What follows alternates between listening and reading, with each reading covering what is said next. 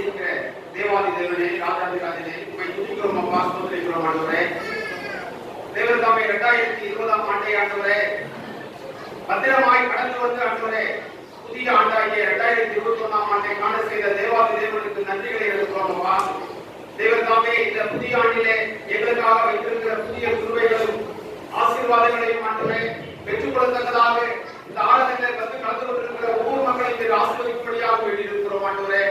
இந்த புத்தாண்டு ஆராதனைக்கு வந்து கொண்டிருக்கிற இரு மக்களை கடையின்றி கொண்டு வந்து சேர்க்கும்படியாக ஜெபிக்கிறோம் ஆண்டவரே. தேவன் தாமே இந்த ஆராதனையில் இருக்கிற விண்ணப்பங்கள், சோதனைகள், பாடல்கள், வேத வாசிப்புகள், தேவனுடைய செய்திகள் எல்லாம் ஆண்டவரே நாமத்துக்கு பிரீதியாக இருக்கட்டும் ஆண்டவரே. தேவன் தாமே உடைய பிரசன்னத்தை வேண்டி இருக்கிறோம் ஆண்டவரே. ஒருவேளை எங்களுடைய பாவங்கள் அதற்கு தடையாக இருக்கும் என்று சொன்னால் மீண்டும் ஒரு முறை எங்களை பரிசுத்தப்படுத்தி ரத்தத்தாலை கழுவி தூய்மையாக்கி தேவன் தாமே உடைய பிரசன்னத்தால் இந்த ஆலயத்தை நிரப்பும்படியாக வேண்டி இருக்கிறோம். இந்த புத்தாண்டு ஆண்டவரே ஆராதனையானது எல்லா விதத்திலும் உனக்கு அக்களுக்கு ஆண்டவரே தேவன் தாமே ஏற்புடையதாக இருக்கத்தக்கதாக தேவன் தாமே எங்களை பரிசுத்தப்படுத்தி நான் ஏற்கிற கோத்திரங்களை கோத்திர பணிகளை ஆண்டவரே நீ பெற்றுக்கொள்ளபடியாக வேண்டி இருக்கிறோம் ஆண்டவரே. தேவன் தாமே வந்திருக்கிற பேராலயம் ஆசீர்வதிக்கும்படியாக ஜெபிக்கிறோம். கொடுக்க போகிற செய்திகள் ஆண்டவரே ஆவிக்குரிய ஆண்டவரே செய்தியாக ஆவிக்குரிய மன்னாவாக எங்களுக்கு இந்த ஆண்டு முழுவதும் பயன்தக்கதாக தேவன் தாமே அந்த செய்தியை ஆசீர்வதித்து தரும்படியாக வேண்டி இருக்கிறோம். நீரே பொறுப்படுத்திக் கொண்டு வழிநடத்தும் ஆண்டவரே. இந்த ஆலயத்தை முழுவதும் உடைய கரங்களில் வழிநடத்தட்டும். இயேசு கிறிஸ்து மூலமாக வேண்டிக் கொள்கிறோம் அன்பு நிறைந்த பிதாவே, ஆமென்.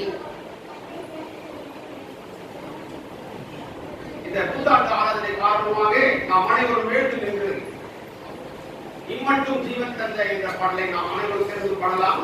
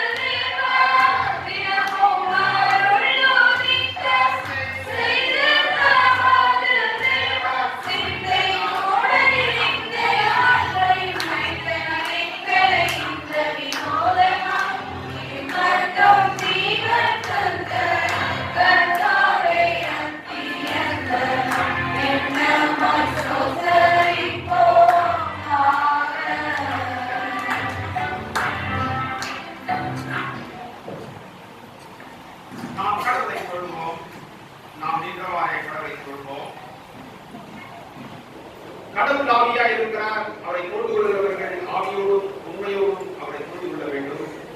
நம்முடைய பிதாவாகிய கடவுளாலும் கர்த்தராகிய இயேசு கிறிஸ்துவினாலும் உங்களுக்கு கிருபையும் சமாதானமும் உண்டாவதாக. இது கர்த்தர் உண்டுபடியானால் இதிலே களிகூர்ந்து மகிழ் கடவோம். கடவுள் ஒளியாய் இருக்கிறார். அவரில் எவ்வளவு வேணும் இல்லை. அவர் ஒளியாய் இருக்கிறது போல நாமும் ஒளியிலே நடந்தால் ஒருவரோடு ஒருவர் கைப்பற்றுவோம். அவருடைய குமாரனாகிய இயேசு கிறிஸ்துவின் இரத்தம் சகல பாவங்களையும் நீக்கி நம்மை சுத்திகரிப்போம். கடவுளே நீ பரிசுத்த, சர்வ வல்லவரே நீ பரிசுத்த, சாவை உடையவரே நீ பரிசுத்த, ஆண்டவரே எங்கள் மேல் எங்களுக்காக சிலுவையிலே அறைந்த எங்கள் மீட்பரே எங்கள் மேல் கிருபையாயிரும். பரிசுத்த ஆவியாகிய ஆண்டவரே எங்கள் மேல் கிருபையாயிரும்.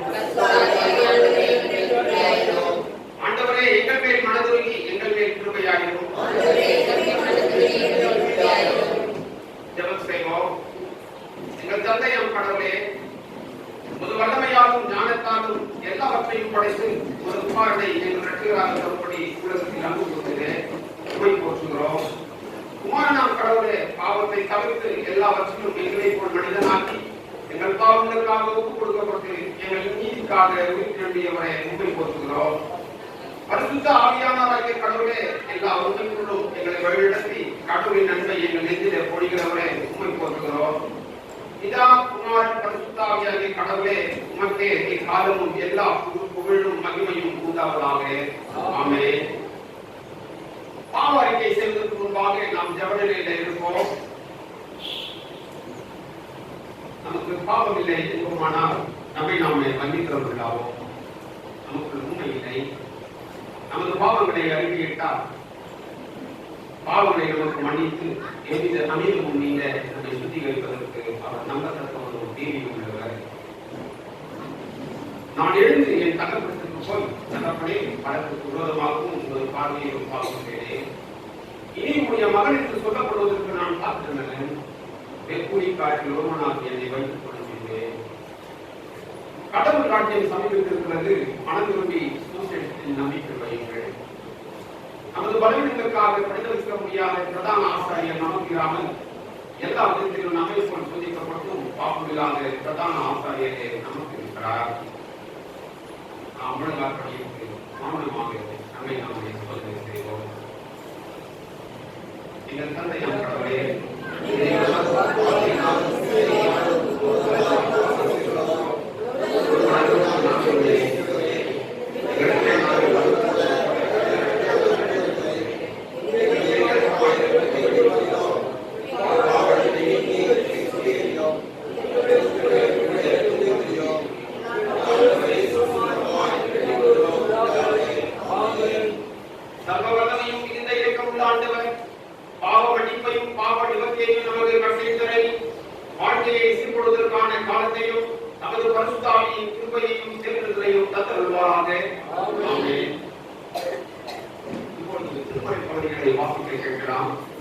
ஆதியாகமம் 12ஆம் அதிகாரம் வசனங்கள் 1 தொடங்கி 7 முடிய. ஆதியாகமம் 12ஆம் அதிகாரம் வசனங்கள் 1 தொடங்கி 7 முடிய. கர்த்தர் ஆபிரகாமை நோக்கி, நீ உன் தேசத்தையும் உன் இனத்தையும் உன் தகப்பனுடைய வீட்டையும் விட்டு புறப்பட்டு நான் உனக்கு காண்பிக்கும் தேசத்துக்கு போ. நான் உன்னை பெரிய ஜாதியாகி உன்னை ஆசீர்வதித்து உன் பேரை பெருமைப்படுத்துவேன். நீ ஆசீர்வாதமாய் இருப்பாய். உன்னை ஆசீர்வதிக்கிறவர்களை ஆசீர்வதிப்பேன், உன்னை சபிக்கிறவனை சபிப்பேன். பூமியில் உள்ள வம்சங்கள் எல்லாம் உனக்குள் ஆசீர்வதிக்கப்படும் என்றார். கர்த்தர் ஆபிரகாமுக்கு சொன்னபடியே அவன் புறப்பட்டு போனான். லோத்தும் அவனோட கூட போனான். ஆபிராம் ஆரானை விட்டு புறப்பட்ட போது 75 வயதுள்ளவனாய் இருந்தான். ஆபிராம் தன் மனைவியாகிய சாராயையும் தன் சகோதரனுடைய குமாரனாகிய லோத்தையும் தாங்கள் சம்பாதித்திருந்த தங்கள் சம்பத் எல்லாவற்றையும் ஆரானிலே சமுதரித்த ஜனங்களையும் கூட்டிக் கொண்டு அவர்கள் கானான் தேசத்துக்கு புறப்பட்டு போய் கானான் தேசத்திலே சேர்ந்தார்கள். ஆபிராம் அந்த தேசத்தை சுற்றி திரிந்து சீகேம் என்னும் இடத்துக்கு சமீபமான மோரே என்னும் சமபூமி மட்டும் வந்தான். அக்காலத்திலே கானானியர் அத்தேசத்திலே இருந்தார்கள். கர்த்தர் ஆபிராமுக்கு தரிசனமாகி, உன் சந்ததிக்கு இந்த தேசத்தை கொடுப்பேன் என்றார். அப்பொழுது அவன் தனக்கு தரிசனமான கர்த்தருக்கு அங்கே ஒரு பலிபீடத்தை கட்டினார். பாடம் வாசித்து நிறைவாயிற்று.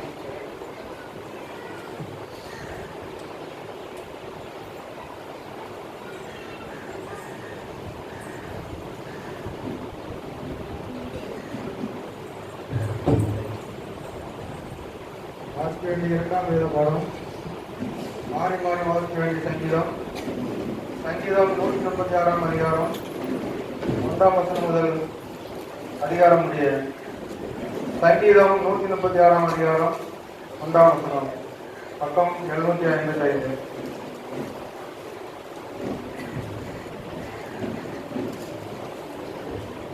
கர்த்தரை துதியுங்கள், அவர் நல்லவர், அவர் கிருபை என்றும் உள்ளது. கர்த்தரை துதியுங்கள், அவர் கிருபை என்றும் உள்ளது.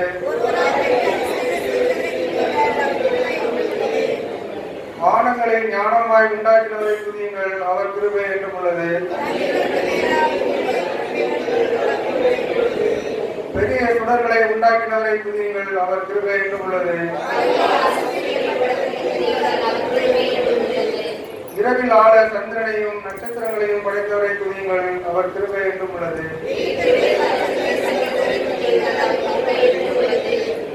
அவர்கள் நடுவிலிருந்து சிறகலரை புறப்படுவரை துதியுங்கள், அவர் கிருபை என்றும் உள்ளது.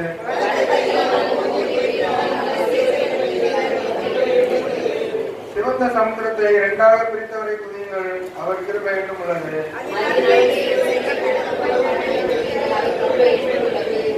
பார்வோனையும் அவன் சேனைகளையும் சிவந்த சமுத்திரத்திலே கவிழ்த்து போட்டவரை துதியுங்கள், அவர் கிருபை என்றும் உள்ளது.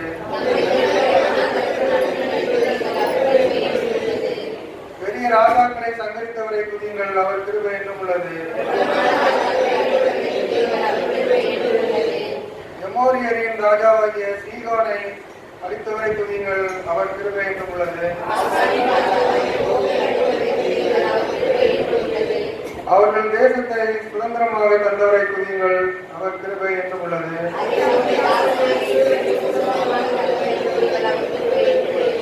நம்முடைய தாழ்வில் நம்மை நினைத்தவரை துதியுங்கள், அவர் கிருபை என்றும் உள்ளது.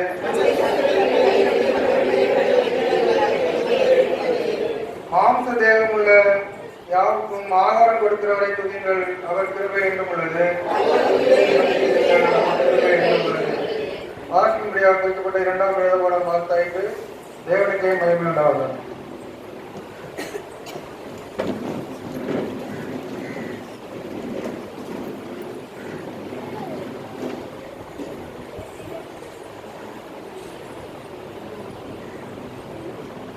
வாசிக்க வேண்டிய வேதப்பாடம் முதல் வேதப்பாடம் ரோமர் 5:11 வரை. ரோமர் 5ஆம் அதிகாரம் 1-11 வரை. இவ்விதமாக நாம் விசுவாசத்தினாலே நீதிமான்களாக்கப்பட்டிருக்கிறபடியால் நம்முடைய கர்த்தராகிய இயேசு கிறிஸ்து மூலமாய் தேவனுக்கு சமாதானம் பெற்றிருக்கிறோம். அவர் மூலமாய் நாம் இந்த கிருபையில் பிரவேசிக்கும் ஸ்நானத்தை விசுவாசத்தினால் பெற்று நிலை கொண்டிருந்து தேவ மகிமையை அடைவோம் என்கிற நம்பிக்கையினாலே மேன்மை பாராட்டுகிறோம். அது மாத்திரமல்ல, உபத்திரவம் பொறுமையும் பொறுமை பரீட்சை நம்பிக்கையும் உண்டாகிறது என்று நாங்கள் அறிந்து உபத்திரவங்களையும் மேன்மை பாராட்டுகிறோம். மேலும் நமக்கு அருளப்பட்ட பரிசுத்த ஆவியினாலே தேவ அன்பு நம்முடைய இதயத்தில் ஊற்றப்படுகிறபடியால் அந்த நம்பிக்கை நம்மை வெட்கப்படுத்தாது. அன்றையும் நாம் பலரற்றவர்களாக இருக்கும் போது குறித்த காலத்தில் கிறிஸ்து அக்கிரமக்காரருக்காக மரித்தார். நீதிமானுக்காக ஒருவன் மரிக்கிறதை அறிந்து நல்லவனுக்காக ஒருவேளை ஒருவன் மரிக்க துணிவான். நாம் பாவிகளாயிருக்கையில் கிறிஸ்து நமக்காக மரித்ததினாலே தேவன் நம்மை வைத்த நமது அன்பை விளங்க பண்ணுகிறார். இப்படி நாம் அவருடைய இரத்தத்தினாலே நீதிமான்களாக்கப்பட்டிருக்கிற கோபாலனுக்கு நீங்களாக அவராலே நாம் ரட்சிக்கப்படுவது அதிக நிச்சயமாமே. நாம் தேவனுக்கு சத்துருக்களாயிருக்கையில் அவருடைய குமாரனின் மரணத்தினாலே அவருடனே ஒப்புரவாக்கப்பட்ட பின் நாம் அவருடைய ஜீவனாலே ரட்சிக்கப்படுவது அதிக நிச்சயமாமே. அதுவும் அல்லாமல் இப்பொழுது ஒப்புரவாக்குதலே நமக்கு கிடைக்கப்படின நம்முடைய கர்த்தராகிய இயேசு கிறிஸ்து மூலமாய் நாம் தேவனை பற்றியும் மேன்மை பாராட்டுகிறோம்.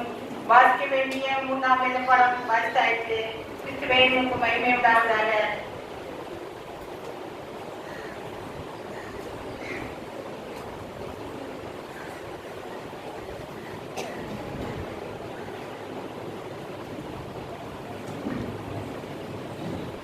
வாசிப்பதற்கு விசேஷ பாடம் லூக்கா விசேஷம்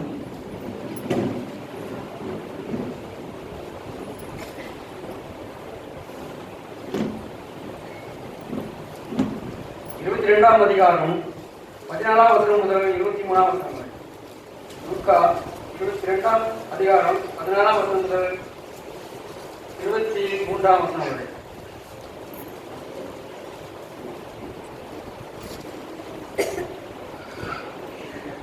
வேலை வந்தபோது அவரும் அவருடனே கூட 12 அப்போஸ்தலரும் தங்கியிருந்தார்கள். அப்பொழுது அவர் அவரை நோக்கி, நான் பார்க்கிறதற்கு முன்னே உங்களுடனே கூட இந்த பஸ்காவை புசிக்க மிகவும் ஆசையாக இருந்தேன். தேவனுடைய ராஜ்யத்திலே இது நிறைவேறும் அளவும் நான் இதை புஷ்பங்களை என்று உங்களுக்கு சொல்கிறேன் என்று சொல்லி அவர் பாத்திரத்தை எடுத்து ஸ்தோத்திரம் பண்ணி, நீங்கள் இதை வாங்கி உங்களுக்குள்ளே பங்கிட்டுக் கொள்ளுங்கள். தேவனுடைய ராஜ்யம் வரும் அளவும் நான் திராட்சை பழத்தை பானம் காணுவதில்லை என்று உங்களுக்குள்ளே சொல்கிறேன் என்றார். பின்பு அவர் அப்பத்தை எடுத்து ஸ்தோத்திரம் பண்ணி அதை பெற்று அவர்கள் கொடுத்து, இது உங்களுக்காக கொடுக்கப்படுகிற என்னுடைய சரீரமாய் இருக்கிறது, என்னை நினைவுறும்படி இதை செய்யுங்கள் என்றார். போஜனம் பண்ணின பின்பு அவர் அந்தபடியே பாத்திரத்தை, இந்த பாத்திரம் உங்களுக்காக சிந்தப்படுகிற என்னுடைய ரத்தமாகிய புதிய உடன்படிக்கையாக இருக்கிறது என்றார். பின்பு இதோ என்னை காட்படுத்துவனுடைய கை என்னுடைய கூட பந்தில் இருக்கிறது. தீர்மானிக்கப்பட்டபடியே மனுஷகுமாரன் போகிறார், ஆனாலும் அவரை காட்படுத்துகிற மனுஷனுக்கு ஐயோ என்றார்.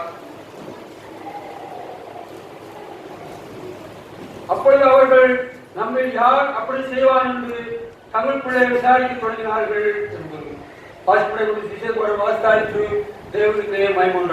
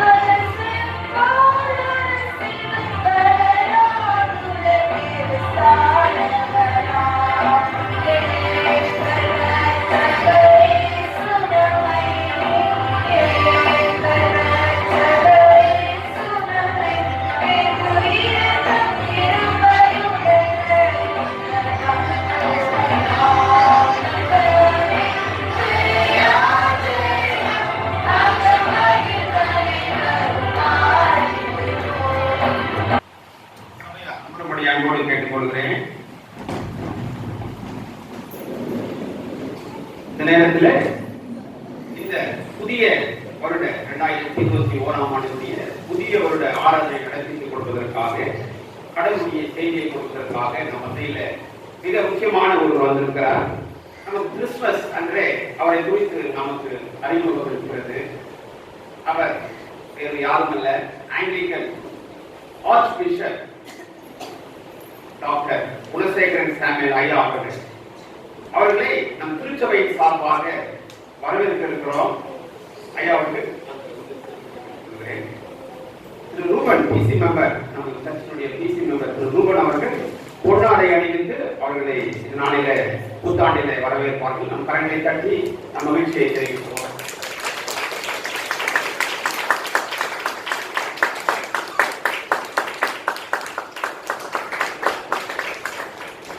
ஆங்கிலிக்கன் ஆர்ச் பிஷப் தொடர்ந்து 2 ஆராதனைகளில் நம்முடைய இருந்து நமக்கு ஆசீர்வாதத்தை கொடுப்பது நமக்கு மிகுந்த மகிழ்ச்சி.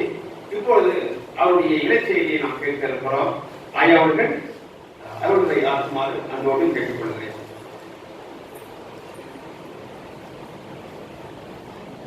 ஆண்டவராகிய இயேசு கிறிஸ்துவின் பெயரால் உங்கள் யாவருக்கும் என்னுடைய புத்தாண்டு நல்வாழ்த்துக்களை தெரிவித்துக் கொள்கின்றேன்.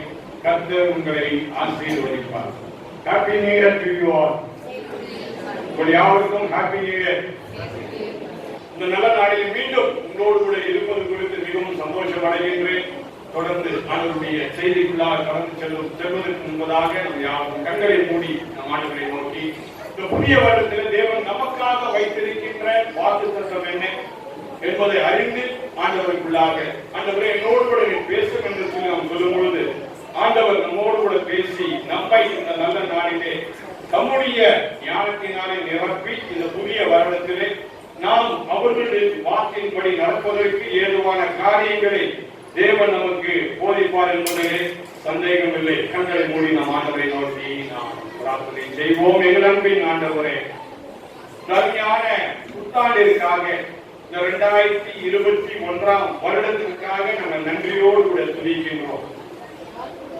எத்தனை நல்லவர், எத்தனை கிருபை நிறைந்தவர், எத்தனை இரக்கம் நல்லவர்.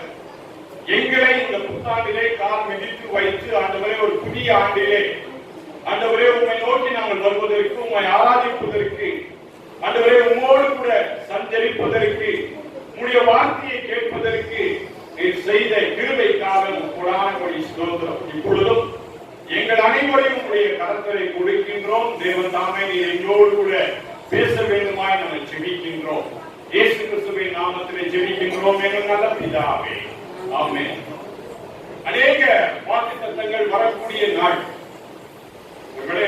நேரம் நிறைய பேர் உங்களுடைய செல்போன் இருக்கிறதுனால, ஆண்ட்ராய்டு போன் இருக்கிறதுனால அநேகருக்கு இந்நேரம் வாட்ஸ்அப்ல உங்களுக்கு அநேக வாக்குத்தத்தங்கள் வந்திருக்கும். என்ன பிரச்சனை, எந்த வாக்குத்தத்தை எனக்கு நான் எடுத்துக்கொள்வேன்? ஒவ்வொருத்தருக்கும் ஒவ்வொரு விதமான வாக்குத்தத்தை தேவன் கொடுக்கின்றார். எந்த வாக்குத்தத்தம் எனக்குரியது என்பதை புரிந்து கொள்வதுதான் மிக கடினமான ஒரு காரியம். நானும் வாலிப காலத்திலே இப்படிப்பட்ட வாக்குத்தத்தங்கள் கொடுக்கின்றவர்களை நம்பி நம்பி நம்பி மோசம்தான் போனேன். அதான் உண்மை. ஆனா ஒரு காலகட்டம் வந்தது, எனக்கு அறிவு முதிர்ச்சி வந்தது, ஆண்டவர் ஞானத்தை கொடுத்தார். நான் முழங்கால் படியிட்டு ஜெபித்தேன், ஆண்டவரே எனக்கு என்ன வாக்குத்தத்தத்தை கொடுக்க விரும்புகின்ற இந்த புதிய ஆண்டிலே, அதுதான் முக்கியம். எனக்கு என்ன புதிய வாக்குத்தத்தம்? யாரோ ஒரு ஊழியக்காரனை கொடுத்தது அவர் என்னோடு கூட பகிர்ந்து கொள்கின்றார், இதுதான் வாக்குத்தத்தம் என்று சொல்லி. ஆனால் நீர் எனக்கு என்ன சொல்லி கொடுக்கக்கூடிய வாக்குத்தத்தம் என்ன என்று சொல்லி ஒவ்வொரு முறையும் ஒவ்வொரு ஆண்டும் துவக்கத்திலே ஒரு 3 நாட்கள் 4 நாட்கள் நான் ஜெபிப்பது வழக்கம். சில காலங்களிலே நான் என்னுடைய மிட்நைட் சர்வீஸ் முடித்துவிட்டு நேராக ஒரு மலைக்கு சென்று அங்கே உட்கார்ந்து விடுவேன். 5 நாட்கள் 6 நாட்கள் 10 நாட்கள் உபவாசத்தில் இருந்து ஜெபித்துக் கொண்டிருப்பேன் இந்த புதிய ஆண்டிற்காக. இப்படியெல்லாம் ஆண்டவர் என்னோடு கூட இடைப்பட்டு பல காரியங்களை அவர் எனக்கு உணர்த்தியதுதான் இன்றைக்கு ஒரு பெரிய பதவியிலே தேவன் என்னை கொண்டு போய் வைத்திருக்கின்றார்.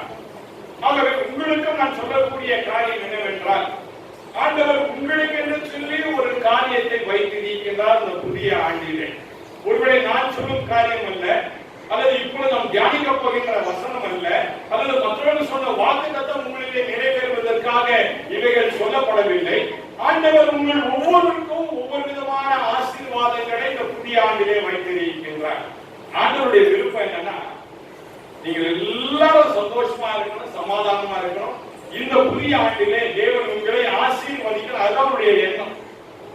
அதான் அவர் சொன்னார், பிரியமானவனே பிரியமானவளே, உன் ஆத்மா வாழ்வது போல நீ எல்லாவற்றிலும் வாழ்ந்து சுகமாய் இரு. இது ஆண்டவர் கொடுக்கின்ற அருமையான வாக்குத்தத்தம். சுகமாய் இருப்பதற்காக தேவன் நம்முடைய சாயலாகவே நம்மை உருவாக்கி வைத்திருக்கின்றார். ஆகவே இதை நாம் புரிந்து கொண்டு அறிந்து கொண்டு நாம் ஜெபித்து, தேவனை எனக்கென்று சொல்லி என்ன வைத்திருக்கின்றேன் இந்த புதிய ஆண்டிலே முறை நாம் கேட்கும் பொழுது கர்த்தர் நிச்சயமாக நல்ல ஒரு ஆசீர்வாதமான காரியத்தை நம் வாழ்வில் இந்த புதிய ஆண்டிலே தொடர்ந்து செய்வார் என்பதிலே சந்தேகமில்லை. இந்த நல்ல நாளிலும் கூட உங்கள் மத்தியிலே நான் வைக்க வேண்டிய விருப்பமுடைய தேவன் எனக்கு கொடுத்த ஒரு அருமையான வாக்குத்தத்த செய்தியானது நீதிமொழிகளின் புஸ்தகம் 3ஆம் அதிகாரம் 6ஆம் வசனம். நீதிமொழி புஸ்தகம் 3ஆம் அதிகாரம் 6ஆம் வசனம். எடுத்து சத்தமாக வாசிக்கும்படி கேட்டுக்கொள்கிறேன்.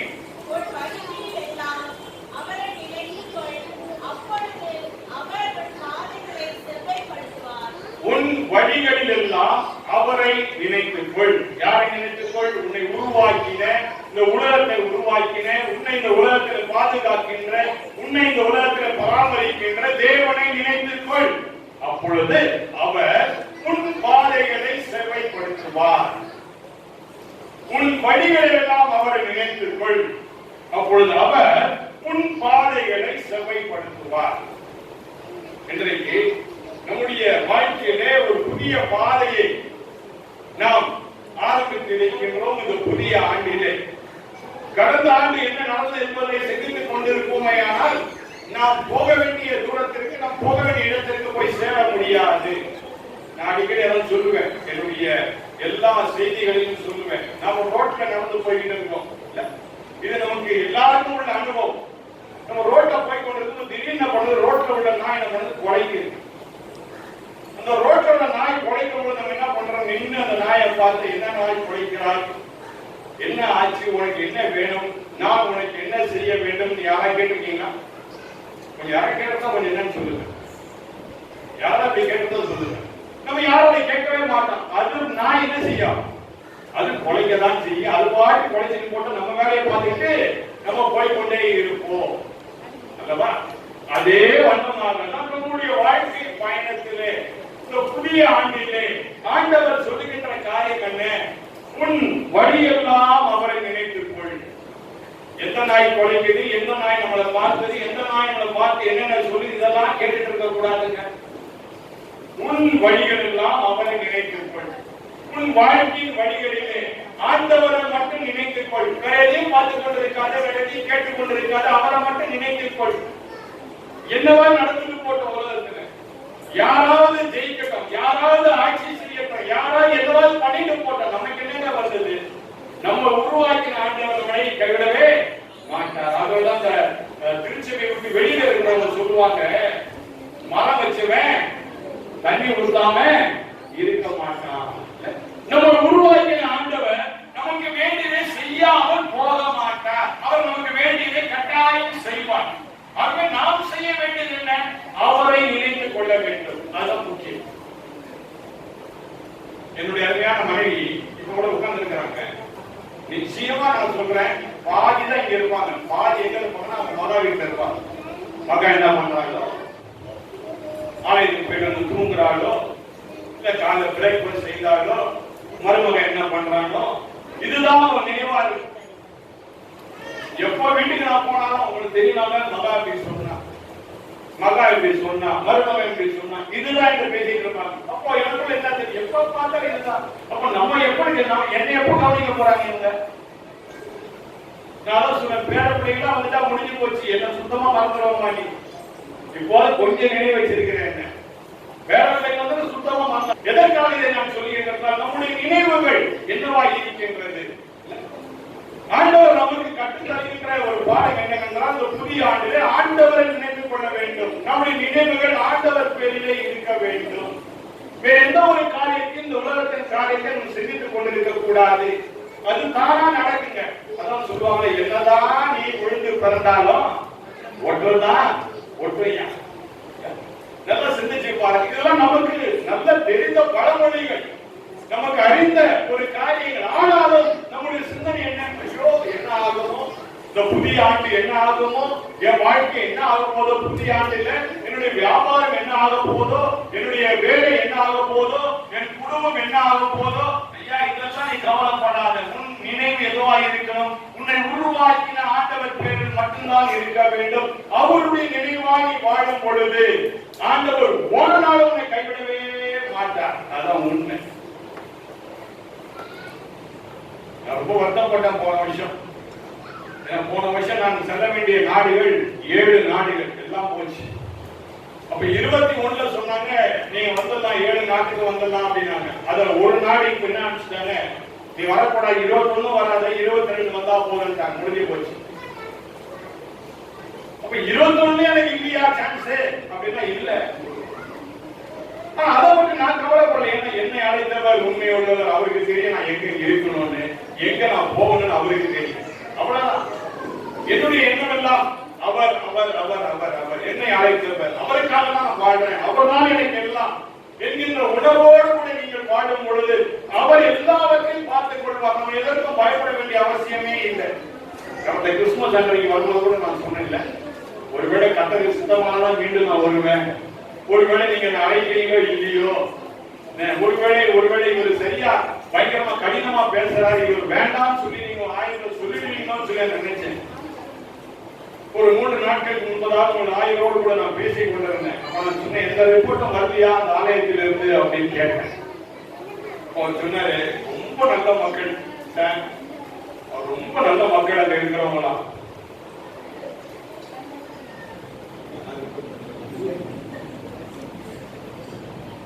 ரொம்ப சந்தோஷம். என்னை நீங்க ஏற்றுக்கொண்டதுக்காக நன்றி. ஏன்னா ஒரு திருச்சபையில் ஒரு முறை தான் அழைப்பாங்க, அந்த முறை அழைக்க மாட்டாங்க. அழைச்சா வம்பு அப்படின்னு சொல்லி அழைக்கவே மாட்டாங்க. நீங்க ரொம்ப நல்லவர்கள், 2வது முறை வரும்படியாக என்னை அழைத்திருக்கிறீர்கள். அது மட்டுமல்ல, உங்க ஆயர் சொல்லிட்டாரு, ஈஸ்டருக்கும் ஃப்ரீயா வச்சுக்கீங்க, ஈஸ்டர் எங்கேயும் டேட் கொடுத்துறாதீங்க, எனக்கு தான் டேட், நான் எங்க அனுப்புறேன் அங்க போங்க அப்படின்னு இப்பவே புக் பண்ணிட்டாங்க ஈஸ்டருக்கு. எதோ பொருள் எந்த ஆலயமோ எல்லாரும் எனக்கு தெரியும். எதற்காக இதை நான் சொல்கின்றான்? நம்முடைய நினைவுகள் ஆண்டவர் பேரிலே இருக்க வேண்டும். அதனால்தான் சொல்லுகின்றார், உன் வழிகள் எல்லாம் அவரை நினைத்துக் கொள். உன் வாழ்க்கையிலும் வழிகள் எல்லாம், உன் வாழ்க்கை பாதையின் வழிகளிலே இந்த புதிய ஆண்டிலே அவரை நினைத்துக் கொள். ஏன் அவரை நினைக்கணுமா? எப்படி நினைக்கணும் அப்படின்னு சொல்லிட்டு இங்க அழகாக 2வது வசனத்தில் அங்க பார்க்கின்றோம்.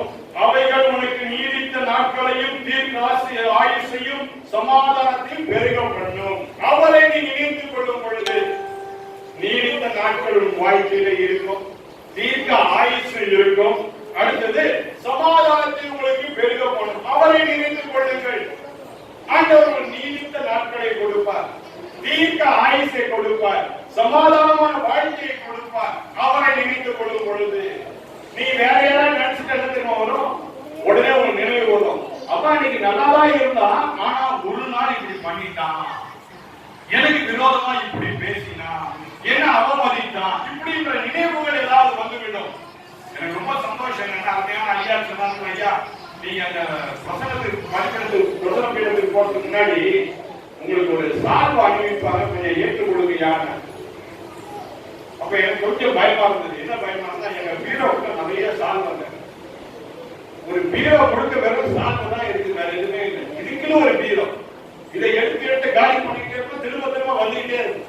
அதனால எங்களுடைய திருச்சபை மக்கள் சொல்லுவேன், தயவு செய்து சால்வ் அணிவிக்காதீங்க, அதுக்கு பதிலா ஒரு நல்ல டவலை கொடுத்தீங்கன்னா அது யாருக்காவது நான் உதவி செய்யறதுக்கு வசதியா இருக்குமே அப்படின்னு சொல்லி நம்ம சொல்லுவேன். நீங்க நேரடியா அந்த காரியத்தை செய்தீங்க, ரொம்ப சந்தோஷம். நல்ல ஒரு டவலை கொடுத்தீங்க. இந்த டவல் எப்படியோ யாருக்காவது ஒரு பிரயோஜனமாக இருக்கு. சாமியை வச்சு என்ன பண்றது? ரொம்ப சந்தோஷம். அப்போ நம்முடைய வாழ்க்கையில நம்ம ஆண்டவரை நினைத்து காரியங்களை செய்யும் பொழுது ஒரு சாதாரண ஒரு சார்பை நினைக்கக்கூடிய காரியம் கூட நமக்கு சாதகமா தான் வருங்க. அதான் உண்மை, நமக்கு சாதகமா தான் வரும். கடந்த செவ்வாய்க்கிழமை என்னுடைய உறவினர் வீட்டுக்கு நான் கடந்து கொண்டு போய் கொண்டு இருந்தேன். நான் போய்கொண்டே இருக்கும் பொழுது என்னுடைய மனதிலே ஒரு நினைவு வந்துச்சு. இன்னைக்கு ஒரு புதிய சட்டை நமக்கு கிடைச்சா நல்லா இருக்குமே, ஒரு புதிய சட்டை வாங்கினா நல்லா இருக்குமே. எல்லாரும் சொல்லுவாங்க, வியாழக்கிழமை போடணும் புது சட்டை, அல்ல ஞாயிற்றுக்கிழமை போடணும் புது சட்டை, அதான் நல்லது அப்படின்னு. ஆனா எனக்கு செவ்வாய்க்கிழமை தோணுச்சு. என்ன செய்ய, ஏதோ சொன்ன வித்தியாசமான மனிதன் எனக்கு செவ்வாய்க்கிழமை தோணுச்சு புது சட்டை போடணும்னு சொல்லி. அந்த நினைவோடு கூட என்னோட உறவினர் வீட்டுக்கு நான் போன உடனே அவங்க வீட்டுக்குள்ள போன உடனே அவங்க எனக்கு ஒரு நல்ல ஒரு புது சட்டையை கையில கொடுத்து, உங்களுக்கு சொல்லி வாங்கி வச்சிருக்கிறோம், இந்த தயவு செய்து ஏற்றுக்கொள்ளுங்க அப்படின்னு சொன்னாங்க. அப்போ நான் மனதுக்குள்ள நினைச்சதுல ஆண்டவர் தான் பண்ணிட்டாரு, எனக்கு காரி சித்தி பண்ணிட்டார். ஆண்டவர் எனக்கு அதை செய்துட்டார். மனதுக்குள்ள நினைச்சதுதாங்க. அதுதான் ஆண்டவர் நமக்கு கற்று தருகின்ற ஒரு பாடம் என்ன? உன் வழிகள் எல்லாம் அவரை நினைத்துக் கொள், அவரை நினைத்துக் கொள். இந்த புதிய ஆண்டில ஒண்ணுமே பயப்படாதீங்க. ஐயோ என்னுடைய வேலை என்ன ஆகும், என்னுடைய குடும்பம் என்ன ஆகும், என்னுடைய வியாபாரம் என்ன ஆகும், ஒண்ணும் பயப்படாதீங்க. அதெல்லாம் சிந்திக்காதீங்க. ஆண்டவர் அதை பார்த்துக் கொள்வார். அதெல்லாம் ஆண்டவர் தான் உங்க கரங்களை கொடுத்து இருக்கின்றார். இந்த உலகத்துல நீங்க சொல்லலாம், வியாபாரம் பண்ணி பார்த்தாதான் உங்களுக்கு தெரியும், வேலைக்கு போனாதானே உங்களுக்கு தெரியும் அப்படின்னு நீங்க ஒருவேளை என்ன பார்த்து கேட்கலாம். நான் செய்யாத வியாபாரமே கிடையாது, எல்லா வியாபாரம் பண்ணிட்டேன். என்னென்ன பிசினஸ் பண்ணுமோ இந்த உலகத்தில் எல்லா பிசினஸும் நான் பண்ணிருக்கேன். நான் வேலை செய்யாத இடமும் கிடையாது. கப்பல்ல வேலை செய்திருக்கிறேன், அமெரிக்கன் கான்செப்ட்ல வேலை செய்திருக்கிறேன், ஏர்போர்ட்ல ஒரு பகுதியில வேலை செய்திருக்கிறேன். இப்படி எல்லா நிலையிலும் வேலை செய்திருக்கிறேன். ஆனா எந்த இடத்துலயும் எனக்கு சமாதானம் கிடைக்கல. காரணம், ஆண்டவர் என்னை அழைத்த அழைப்பு வேறே, நான் இருக்க வேண்டிய இடம் வேறே. ஆகிய அந்த இடத்துக்கு நான் வந்த பிற்பாடு என் வாழ்க்கையில எல்லா மாற்றம், என்னுடைய எல்லா காரியம் நிறைவேறிற்று. கை நிறைய சம்பாதிச்சேன். அப்பெல்லாம் எனக்கு எதுவுமே வாங்க முடியல. நீ கை நிறைய சம்பாதிக்கிறாங்க, எல்லாமே எனக்கு இருக்குது. அதான் உண்மை. ஆனா ஆண்டவரை நாம் நினைக்கும் பொழுது நம்முடைய வாழ்க்கையிலே அவரை நினைத்து நம்முடைய வழிகளெல்லாம் அவரோடு கூட பயணிக்கும் பொழுது நமக்கு எல்லாம் கிடைக்குங்க இந்த உலகத்துல. ஏன்னா கர்த்தர் நமக்காக எல்லாவற்றையும் ஏற்படுத்தி வைத்திருக்கிறார். ஆகவே இந்த புதிய ஆண்டிலே நீங்கள் தைரியமாக இருங்கள், அவரோடு கூட பயணித்து செல்லுங்கள். உன் வழிகள் எல்லாம் அவரை நினைத்துக்கொள். அப்பொழுது அவர் பாதைகளை செம்மைப்படுத்துவார். ஆண்டவர் உங்கள் பாதைகளை செம்மைப்படுத்துவார். நீங்க பயப்பட வேண்டிய தேவையே இல்லை. ஆண்டவர் பாதை கொள்வார். ஆண்டவர் பாதுகாத்துக் கொள்வார். ஒருவேளை ஒரு சில இடங்களுக்கு நீங்கள் புறப்பட்டு செல்லும்போது நீங்க என்ன பண்ணீங்கன்னு தெரியாது. நான் ஜெபிப்பேன், என் மனைவி ஜெபிப்பாங்க. ஆண்டவரே இப்பொழுது நாங்கள் புறப்பட்டு செல்வோம், எங்கள் வழியெல்லாம் ஒரு தேவதூதனை கொண்டு நீங்கள் பாதுகாத்துக் கொள்ளும். உண்மைதான். ஆண்டவர் எப்பொழுதும் பாதுகாக்கும்படியாக நம்முடைய தேவதூதர்களை தேவன் வைத்திருக்கின்றார். எல்லாருக்கும் அனுப்பும் பொழுது என்ன கேட்பாங்க, உங்களுக்கு என்ன செய்யணும் நாங்க அப்படின்னு கேட்பாங்க. கைண்ட்லி ப்ரே ஃபார் மீ, எனக்காக ஜெபிங்க, அது போதும். உங்கள்கிட்ட வந்து நீங்க கொடுங்கன்னு கேட்டா என்ன கொடுப்பீங்க? நிச்சயமான ஒரு 1000 ரூபாய் கொடுப்பீங்களா, ஒரு 10,000 ரூபாய் கொடுப்பீங்களா, ஒரு 1,00,000 ரூபாய் கொடுப்பீங்க, ஒரு 10 லட்சம் ரூபாய் கொடுப்பீங்க, இல்ல 1 கோடி ரூபாய் கொடுப்பீங்க. நான் ஆண்டவர்கிட்ட கேட்ட ஆண்டவர் பண்ணுவாரு, உலகத்தையே என் கையில கொடுத்துருவேன். அப்ப உலகத்திற்கெல்லாம் எனக்கு சொந்தம், நான் எதுவான எடுத்துக்கலாம். அதுதான் ஆண்டவர் நமக்கு செய்கிற ஒரு அற்புதமான காரியம். நான் அன்றைக்கு போல கிறிஸ்துமஸ் வந்த சமயத்தில் சொன்னீங்க, ஒரு சாதாரண ஒரு ஊழியனாக தேவன் என்னை தெரிந்து கொண்டார். மதுரை மாநகரத்துக்கு தேவன் எங்களை அழைத்துக் கொண்டு போனார். யாரே அவருக்கு தெரியாது. இவ்வளோடு பாத்திரங்கள், இப்ப அந்த பாத்திரம் என் கண்ட கூட மாட்ட மாட்டேங்குது. அந்த மாதிரி ஒரு பாத்திரம் இருக்கிறாங்க எனக்கு தெரியும். ஆனா அன்னைக்கு எனக்கு பாத்திரம் எனக்கு தெரிஞ்சது. இவ்வளவுதான் என்ன வாங்குவோம், அது மிஞ்சி போன ஒரு 50 கிராம் என்னதான் வாங்க முடியும். அப்படியே ஒரு ஊழியத்தை என்னுடைய வாழ்க்கையை நாங்க ஆரம்பிச்சோம். டெய்லி ஒரு 1/4 கிலோ அரிசி தான் வாங்குவோம். அந்த 1/4 கிலோ அரிசி வாங்கவே எனக்கு காசு இருக்காது. அப்படிப்பட்ட நிலையில் தான் தேவன் எங்களை தெரிந்து கொண்டார். ஆனால் இன்றைக்கு தேவன் எல்லாவற்றை எங்கள் வைத்திருக்கிறார். நம்ப மாட்டீங்க, இந்த லாக்டவுன் பீரியட் அநேகருக்கு என்னுடைய காரணம் பாத்தீங்கன்னா எப்பொழுதும் 2 மூட்டை அரிசி இருக்கும். 2 மூட்டை அரிசி எங்கெல்லாம் போனோம் எடுக்கிறது கொடுத்துட்டே இருப்பேன். அரிசி வந்துகிட்டே இருக்கும். மூட்டை அரிசி கார் இருந்துகிட்டே இருக்கும். லாக்டவுன் பீரியட் இதே ரோட்ல, ஈஸியா ரோட்ல ஏறக்குறைய வாரத்துக்கு ஒரு முறை கோவளம் வந்து போவேன். எல்லாருக்கும் லாக்டவுன், என் கார் வந்து ஃப்ரீ. நான் அழகா போவேன், எங்க சுத்துறேன், செங்கல்பட்டு போவேன், கோவளம் வருவேன். இப்படி டெய்லி ஒவ்வொரு பக்கம் போவேன். எனக்கு அந்த அரிசி மூட்டையை கொடுப்பதற்காக நான் போவேன். ஆண்டவர் எனக்கு ஃப்ரீயாகி கொடுத்தார். எல்லாரும் ஊருக்கெல்லாம் லாக்டவுன், எனக்கு லாக்டவுன் கிடையாது. அதனால ஆண்டவர் எனக்கு என்ன செய்தார்? திடீர்னு பார்க்கிறேன், அமேசான் வந்து ஒரு பெரிய பெட்டியா ஒரு 6 பெட்டி வந்துச்சு. அதுல ஒரு letter, bishop, this is personally for you. இது உங்களுக்காக, பர்சனல் யூஸ்க்காக நான் அனுப்புன, தயவு செய்து யாருக்கும் கொடுக்காதீங்க, இதை உங்களுக்காக வைத்துக் கொள்ளுங்கள் அப்படின்னு சொல்லி ஒரு லெட்டர் அந்த அமேசான் பெட்டியில இருந்தது. அதை திறந்து பார்த்தா அருமையான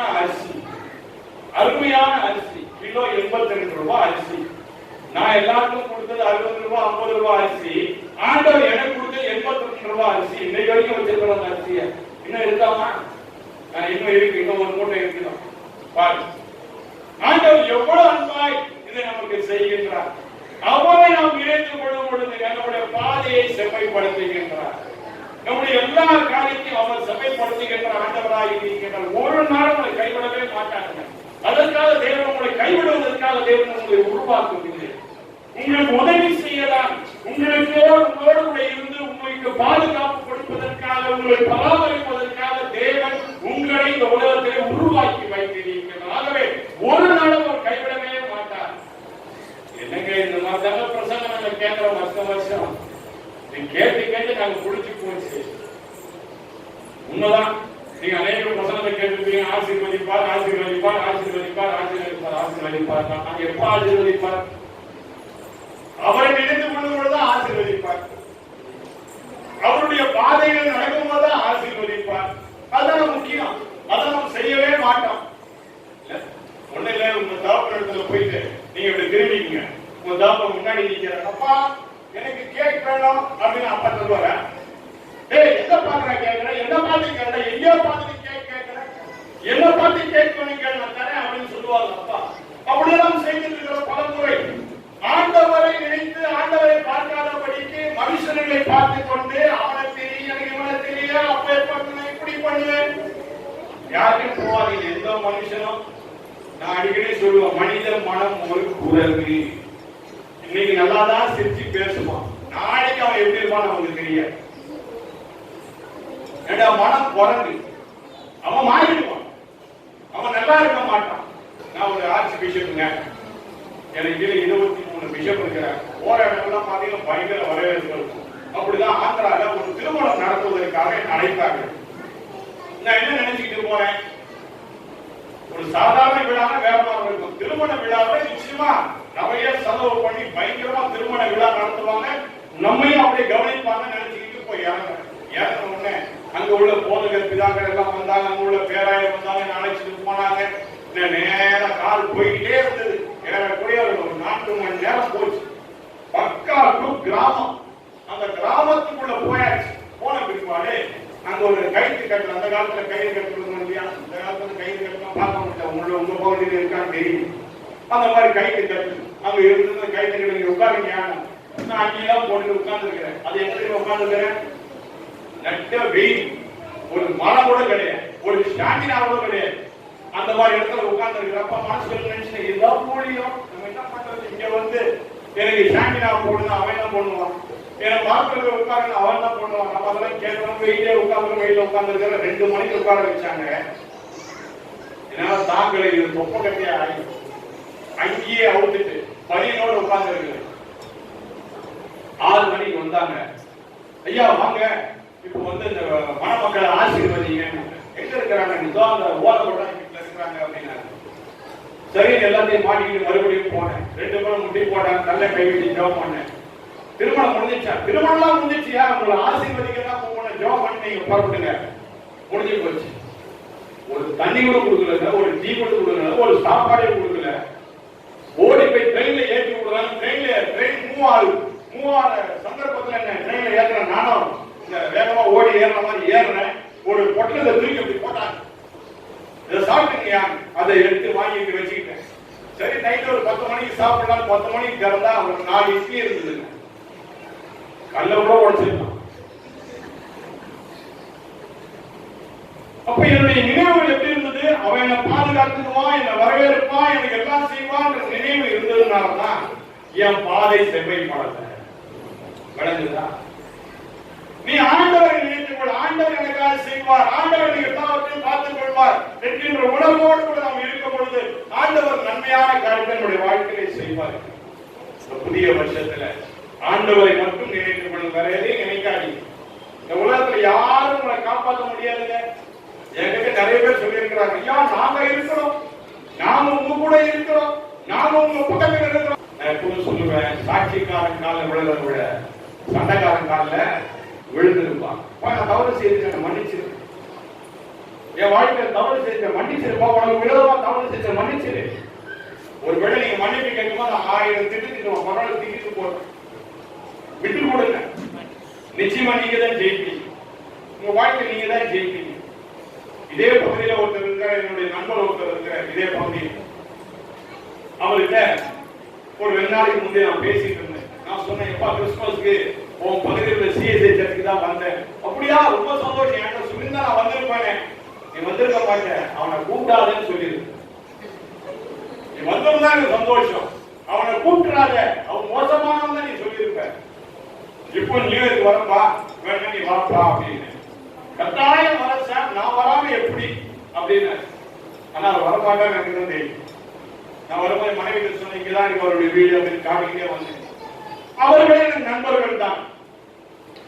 நரேந்திர மோடி எழுதி போட்டார். அவர் 2015 நரேந்திர மோடி யாரு பிரதமர் இருக்கும், அவருக்கு எழுதி போட்டார். அவர் எழுதி போட்டு நரேந்திர மோடி தான் பண்ணிட்டாரு. அது என்ன தெரியுமா எழுதி போட்டார், நான் நக்சலைட் தான். நான் நக்சலைட் தானே, நான் நக்சலைட். நான் போதை பொருள் கடத்துறேன், நான் போதை பொருள் தான் கடத்துறேன். உண்மை, அவர் சொன்னது உண்மை, ரெண்டும் உண்மை.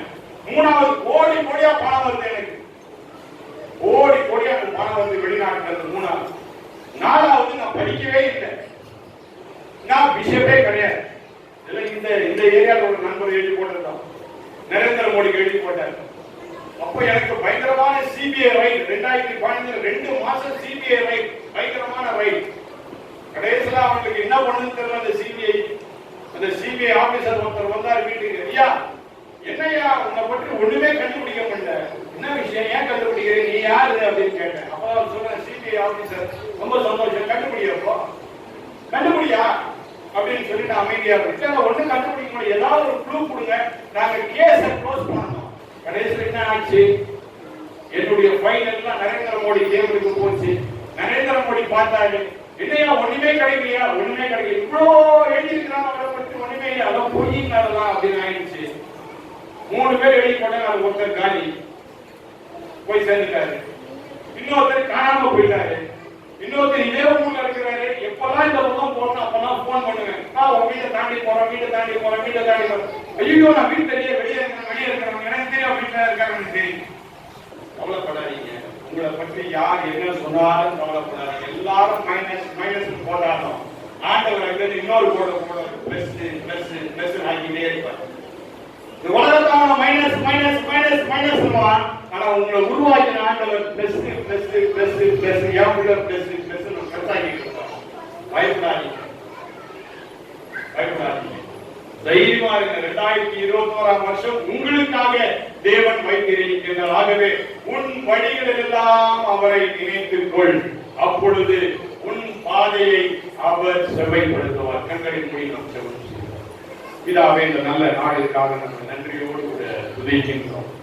இந்த புதிய ஆண்டிலே 2021ஆம் வருஷத்துக்கு தேவனே, நீர் எங்களுக்காக இந்த புதிய ஆண்டை எங்களுக்காக நீர் கொடுத்திருக்கிறீர்கள். நாங்கள் அதை அனுபவிக்க வேண்டும். நாங்கள் இந்த புதிய ஆண்டிலே சந்தோஷமும் சமாதானமாக இருக்க வேண்டும். எங்களுடைய வாழ்க்கையிலே நாங்கள் எல்லாவற்றிலும் போதுமானவர்களாக இருக்க வேண்டும் இந்த புதிய ஆண்டிலே.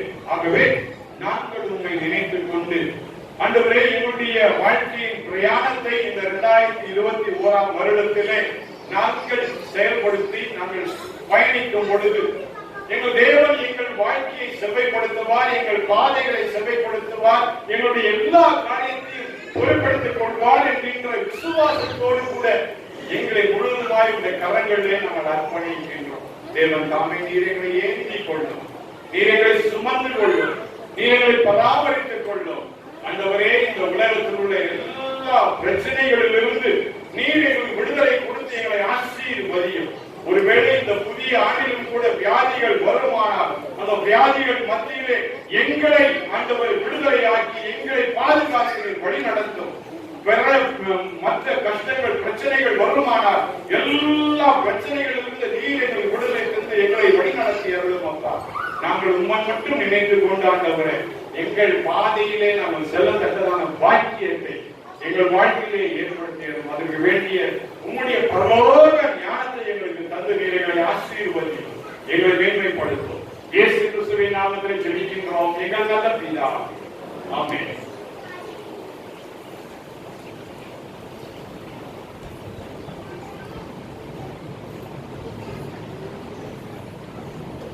நாம் எல்லோரும் எழுந்திருந்து அப்போஸ்தலர் விசுவாச பிரமாணத்தை அறிக்கையாக சொல்லுவோம். வானத்தையும் பூமியையும் படைத்த சர்வ வல்லமையுள்ள பிதாவாகிய தேவனை விசுவாசிக்கிறேன். அவருடைய ஒரேமகனாகிய என்னுடைய நாதர் இயேசு கிறிஸ்துவை விசுவாசிக்கிறேன். அவர் பரிசுத்த ஆவியினாலே கன்னிகையால் உயிர்த்தெழுந்தார். ஒன்றில் காலத்தில் பாடப்பட்ட சிலுவையில் அறிந்து கடந்து கடவுளுக்கு பாதத்தில் இறங்கினார். மதிப்பவர்களுக்கு இருந்ததினார். பிதாவாகிய தேவனுடைய பலத்தை வைத்திருக்கிறார்.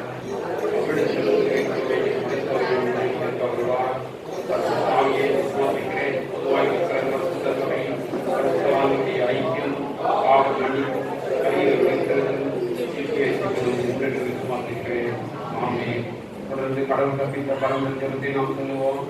பரமண்டலத்தில் கிடைக்கிறாமே நாம் சொல்வதாக பேராசம் வருவதாக எசித்த பரமண்டலத்தை செய்வது போல கூப்பியில் செய்வதாக அன்றுள்ள எங்கள் அம்மத்தை எங்களுக்கு இருந்தார் எங்களுக்கு விரோதமாக இருக்கிற செய்வதற்கு நாங்கள் படிக்கிறது போல எங்கள் குற்றங்களை எங்களுக்கு பண்ணி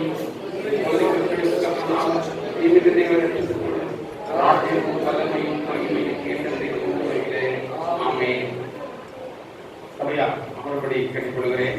நாம் எல்லோரும் வேண்டும் என்று எந்த உள்ளம் புது கவியாலே புதுவாழ்வு புத்தகத்திலே 477வது பாடலை நாம் பாடுகிற பொழுது கடவுளுக்கு என்று நாம் 2வது காணிக்கையை நாம் படைப்போம். அல்லேலூயா துதி அல்லேலூயா இந்தரந்தரம் இயேசுவை பாடிடுவேன். அல்லேலூயா துதி அல்லேலூயா இந்தரந்தரம் இயேசுவை பாடிடுவேன். இக்கரை திருமைகள் நித்தமும் அருளிய கர்த்தரை கொண்டாடுவேன். இக்கரை திருமைகள் நித்தமும் அருளிய கர்த்தரை கொண்டாடுவேன். சென்ற காலம் முழுவதும் காத்தாரே போல் சேதமும் அணுகாமல் சுத்தமாக ஆசீர் பொழிந்தனக்கேற்றும் சுகபலன் அளித்தாரே.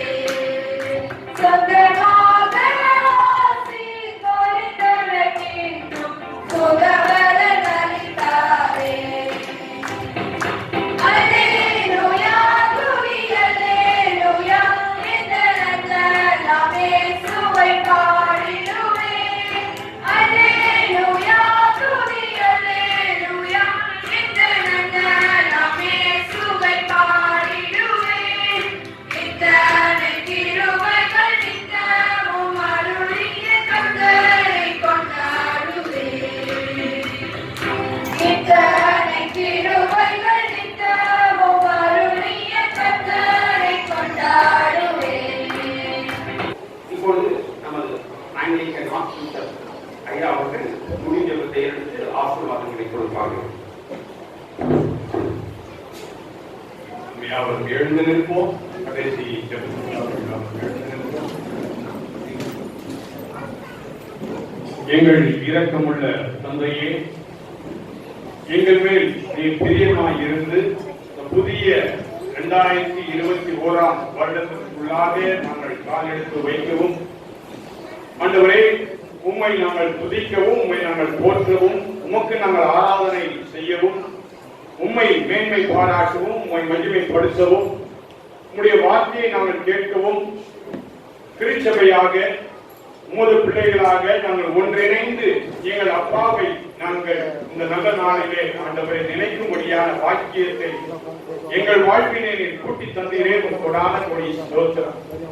ஆம் ஆண்டவரே, நீர் எங்களுக்கு கொடுத்த வாக்குத்தத்தத்தின்படி எங்களுடைய ஆண்டவரே எல்லா நிலைகளிலும் நாங்கள் உம்மை நினைத்து உம்மை மட்டுமே நாங்கள் எங்கள் வாழ்விலே நாயகனாக நாங்கள் வைத்து எல்லாவற்றிலும் உமக்கு பிரியமான காரியத்தை நாங்கள் செய்து எங்கள் பாதைகள் இதன் மூலமாக இந்த புதிய வருடத்திலே செவ்வைப்படுத்தும்படியாக தேவன் தாமே கிருபை பாராட்ட வேண்டுமாய் ஜெபிக்கின்றோம். இப்பொழுதும் ஆண்டவரே ஆலய கட்டிட பணிக்கென்று கொடுத்த தர்மையான காணிக்கையை பிதா குமாரன் பரிசுத்தாவின் நாமத்தினாலே நாங்கள் ஆசீர்வதிக்கின்றோம். தேவன் தாமே இந்த காணிக்கையை அங்கீகரித்து அந்த கிராம மக்களுக்கு அருமையான திருச்சபை கட்டப்பட தேவன் தாமே கிருபை பாராட்டும். இந்த திருச்சபையின் கட்டிடத்திற்காகவும் இந்த திருச்சபையின் பராமரிப்பிற்காகவும் கொடுக்கப்பட்ட இந்த காணிக்கையும் பிதா குமாரன் பரிசுத்த ஆவியின் நாமத்தினாலே நாங்கள் ஆசீர்வதிக்கின்றோம். தேவன் தாமே அங்கீகரித்து அதை ஆசீர்வதித்து கொடுத்த ஒரு பிள்ளைகளுடைய கரங்களை தேவன் தாமே ஆசீர்வதிக்க வேண்டுமாய் ஜெபிக்கின்றேன். இப்பொழுதும் இந்த அருமையான நின்று கொண்டிருக்கின்ற திருச்சபையார் அனைவரையும் உடைய கரத்திலே கொடுக்கின்றேன். இந்த ஆண்டிலே மேன்மையான காரியத்தை அடையவும், மகிமையான காரியத்தை அடையவும், ஆண்டவரே மேன்மையான இடங்களுக்கு இந்த பிள்ளைகள் செல்லவும், மகிமையான இடத்திலே கொண்டு போய் இந்த பிள்ளைகளை நிலைநிறுத்தவும் என் தேவன் தாமே நீர் சிறப்பாக இந்த ஆண்டிலே செய்ய வேண்டுமாய் ஜெபிக்கின்றோம். விசேஷமாக இந்த திருச்சபையின் ஆயருக்காக, இந்த திருச்சபையின் ஊழியருக்காக, இந்த திருச்சபையின் ஆண்டவரை கமிட்டி மெம்பர்களுக்காக, இந்த திருச்சபையின் அங்கத்தவர்களுக்காக நாங்கள் ஜெபிக்கின்றோம். தேவன் தம்மை ஒவ்வொருவரையும் பேர்களாய் ஆசீர்வதிக்க வேண்டுமாய் ஜெபிக்கின்றோம். தொடர்ந்து ஆண்டவரே உண்மையிலே நாங்கள் மகிழ்ந்து கை கூற நீர் உதவி செய்தோம். இயேசு கிறிஸ்துவின் நாமத்திலே ஜெபிக்கின்றோம் எங்கள் நல்ல பிதாவே, ஆமென். நமது ஆண்டவராகிய இயேசு கிறிஸ்துவின் கிருபையும் பிதாவாகிய தேவனுடைய அன்பும் தூய ஆவியானவரின் ஐக்கியமும் சமாதானமும் எங்கள் மேலும் எங்கள் குடும்பத்தார் மேலும் எங்கள் திருச்சபையின் மேலும் என்றும் இருப்பாராக. ஆமென்.